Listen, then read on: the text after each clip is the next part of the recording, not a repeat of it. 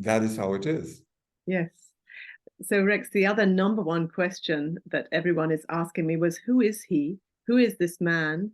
And why should a man be talking about the harmonics of menopause? And yeah, so I reckon we really need to answer that face on. Okay, certainly. I appreciate the question, and I smile at that question at times, and I sort of laugh at myself talking about it. The reality is that for almost 5 decades, I have been involved with the holistic healthcare situation, predominantly around shiatsu, nutritional guidance, and also working with the nine-star key astrology. And more than 70% of my students, clients, patients over almost 5 decades have been women. So I've had to engage with the reality of what challenges that they are having, because they come and they speak to me about them, and I learn a lot from them. So this is one aspect to it. The other aspect is my grandmother, my mother's mother. I mean, my mother's mother was a traditional healer, an indigenous traditional healer. And in the last 2 decades, I realized how potent and relevant her presence is in my work and the guidance that she has offered. So blame it on my grandmother. Well, hopefully not blame anyway. So what I'm hearing, Rex, and it's certainly giving me a great feeling about the program, is that we're going to be doing something that's going to be very experiential.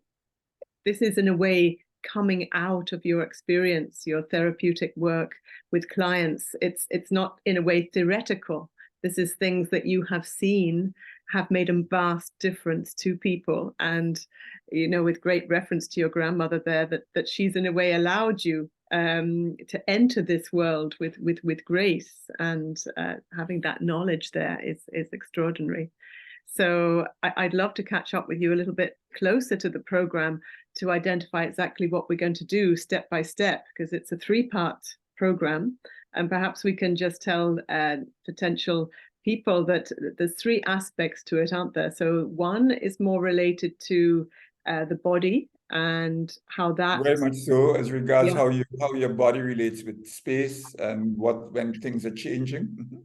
Yeah, and the number 2 is more on food and nutrition, and how the kitchen can be a big source of support in the menopause experience. Yes, and then there's a number 3. The third part is, I have it written here, is bringing the cosmos to the table as the number 2 part, and the third part, that's a bit more mysterious as well, but it's returning to cosmic melodies and how to be with the symphony of your emotions. Yes, it is very much so, because there are a lot of emotional swings that go on for women in that whole process. And there is a harmonic quality within that can be discovered, that we will share. And also, it's like giving space for the participants in the program to share what that is, how that is for them, and what they're going through, or what they have gone through. Because I know there are some participants who have already had the menopause experience, so it's their post-menopause. So all of that will be on offer, and magical harmonic moments will occur with participants leaving with new symphonies for the biological experience of who they are as a woman. Excellent.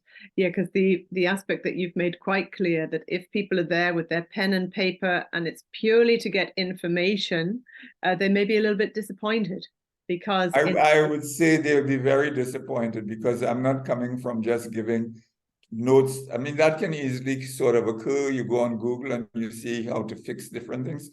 But this is more a community. This is like a mandala. This is like sharing. This is the storytelling. This is like the old times of, the wisdom of women and the elders, and how that is.